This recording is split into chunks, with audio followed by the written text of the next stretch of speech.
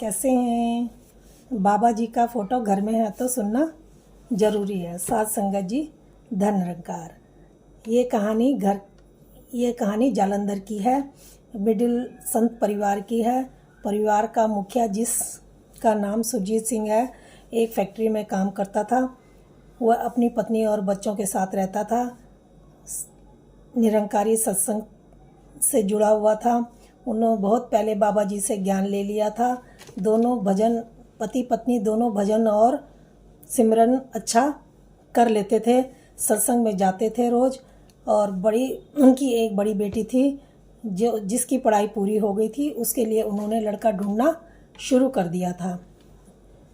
बाबा जी के आशीर्वाद से उनको सत्संगी परिवार का एक लड़का भी मिल जाता है। उन्होंने रिश्ता पक्का होने पर शॉपिंग भी शुरू कर ली थी। अब वो शॉपिंग करते हैं और जब उनकी शॉपिंग हो जाती है तो सोचते हैं कि अब शादी की डेट नज़दीक आ रही है, क्यों ना उससे पहले बाबा जी का आशीर्वाद ले लिया जाए। तो जब आपस में ये बातें करते हैं तो सोचते हैं पर उस घर में तो सामान रखा है, कैसे जाएं, चोरी हो गया। तो उनके दिमाग में ये बात आती है।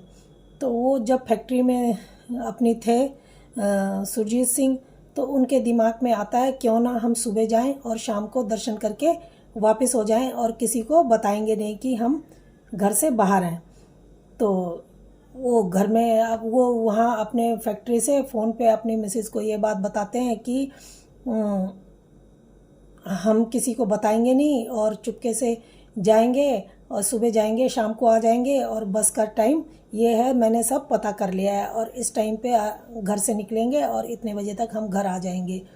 तो उनका जो प्लान बन रहा था, तभी वहाँ पर वो फ़ोन पे जब बातें हो रही थी तो उन्हीं की कंपनी के 2 आदमी सुन रहे थे। वो हंसने लगते हैं, कहते हैं मज़ा आ गया, आप तो इनके घर में चोरी करेंगे। सुरजीत सिंह शादी के लिए जो माल ख़रीदा था वो एक बक्से में भरते हैं और उसके ऊपर बाबा जी की फ़ोटो रख देते हैं और निश्चिंत हो जाते हैं और सत्संग में चले जाते हैं। और वो जो चोर होते हैं 2, वो बाद में आते हैं और ताला, उनके घर का ताला तोड़ते हैं और सारा सामान को उलट पुलट करके देखते हैं, लेकिन उनको कहीं भी कुछ भी नहीं मिलता।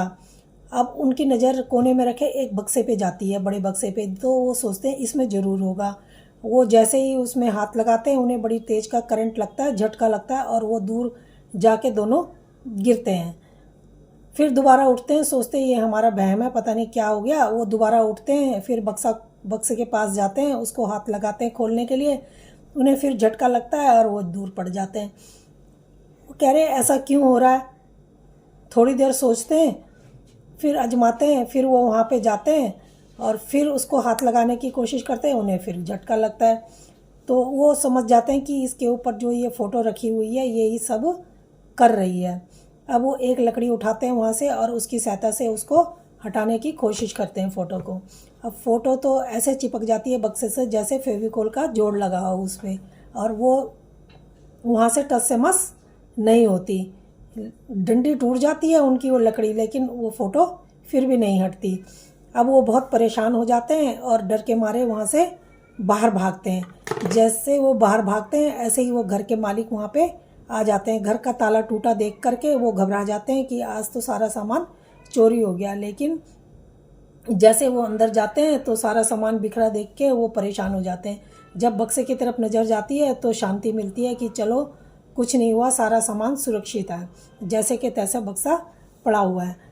तो इतने में वो जो 2 आदमी होते हैं वो अंदर आते हैं और सुरजीत सिंह का पैर पकड़ लेते हैं और माफ़ी मांगने लगते हैं कि भाई हमें माफ़ कर दो और हमसे बहुत बड़ी गलती हो गई, हमें नहीं पता था कि यहाँ पर बाबा जी में इतनी शक्ति है और जो आपके घर की रक्षा कर रहे हैं, और हमें इनसे मिलना है, हमें इनसे माफ़ी मांगनी है। वो कहते हैं कि अगर उनके पास जाने की ज़रूरत नहीं है, अगर तुम्हारा दिल साफ़ है और तुम सच में माफ़ी मांगना चाहते हो तो यहाँ बैठ के भी उनसे माफ़ी मांग सकते हो, क्योंकि वो हर टाइम हमारे अंग संग रहते हैं। तो बाबा जी पर विश्वास करने वाले का कभी भी बाल बांका नहीं हो सकता। तो सत्संग जी धन्यकार जी। आपको ये कहानी कैसी लगी? तो अगर अच्छी लगी हो तो प्लीज़ लाइक और सब्सक्राइब ज़रूर करना। धन्यवाद।